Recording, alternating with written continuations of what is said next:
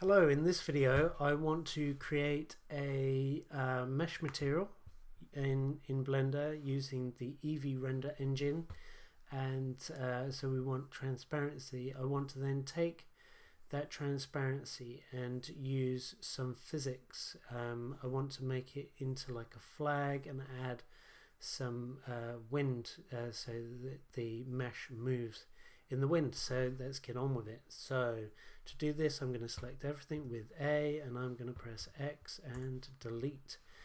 What we need for this is a mesh plane, so I'm going to press Shift A and choose plane. I'm going to scale this up by pressing S, and I'm typing 10. There is my new plane.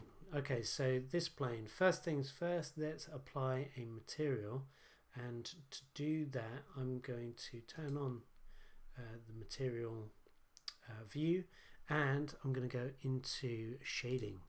Alright, so we're going to add a brand new material, and we have our principal BSDF shader, which is great.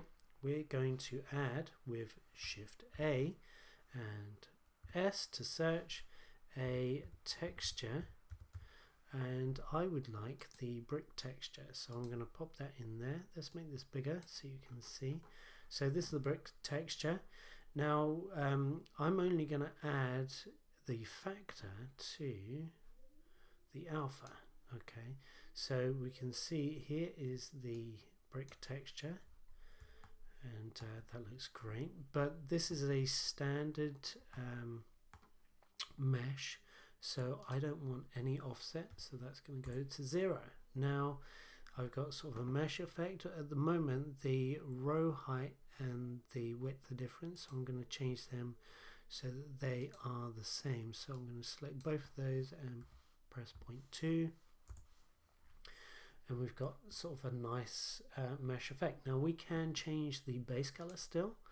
Okay, so I'm going to go for a nice red color, and what you can see is the black square is not transparent. Okay, so how do we do that? We need to go into the material settings over here, go all the way down to the settings, and in the blend mode choose alpha blend, and that is how we get transparency or opacity. Yeah, transparency inside of Eevee, which is really good. Now let's go back. Now we've got our material, let's go back into the layout view, and to make this a bit more interesting, I'm going to click on the world icon here, and I'm going to add an environment texture from my my materials folder, and I'm going to use this 8K environment texture. So let's open this up and go into rendered view. Look at that, that's beautiful. Okay, so we've got our material, we've got our plane with our material on. I am now going to rotate this by pressing R. I'm going to rotate this on the Y 90 degrees. Okay, and that looks pretty good. And at the moment this plane doesn't have much mesh information, so if I press tab you can see there's only 4 vertices. So with all of that selected in edit mode, I am going to subdivide this, let's say 20 times. Okay, so we've got a lot more mesh information. That's really good. And whilst I am in this view, I'm going to make a selection of some of the vertices. So I'm going to select these vertices, and I'm going to select a couple at the bottom. And because this is going to be like a flag, I'm going to pin this material at those points. So select those vertices, and I need to go here and add a vertex group. Okay, so I'm going to assign those vertices, and I am going to call this pinned verts, and yeah, so they're assigned, and that's done. Right, so the next thing we can do in object mode is we can apply some physics, okay, and we can do that by using the physics properties, and I am going, as long as that plane selected, I'm just going to choose cloth, and that has applied the cloth effect to this plane. And if I press the space bar, you'll see that the thing just falls down, okay, and that's because my pinned vertices haven't been allocated yet. So I need to come all the way down to shape and select the pinned verts.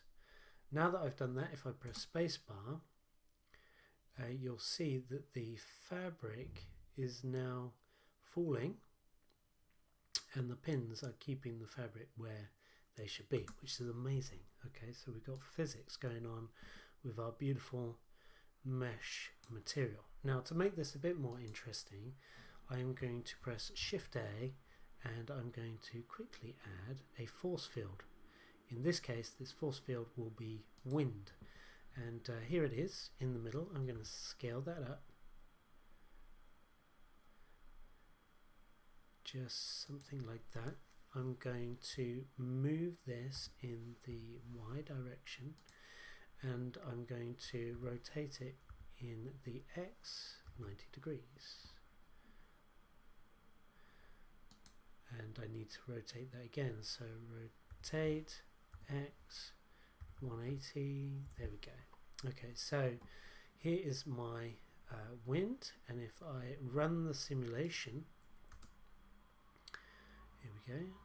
Okay, there's a little tiny bit of wind, but not very much, so we can increase the wind. So with that selected, you can see the wind strength over here in the properties, and we can increase this maybe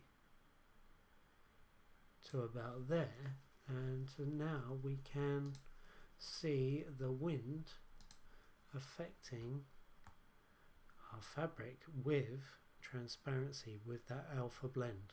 So I'm really pleased with that effect. Every time the playhead gets back to 1, you can see that it goes back to that perfectly straight plane. Now there's not that much mesh information here, and we're still getting a sense of those squares. We can right click this, stop this, and we can apply smooth. So this select this and then shade smooth, and then we're going to get even nicer light and shade happening on our object, just like so. Okay, so shade smooth, transparent mesh material, and cloth simulation physics plus a force field, wind blowing the material. So try it out, see what you think. Thanks for watching.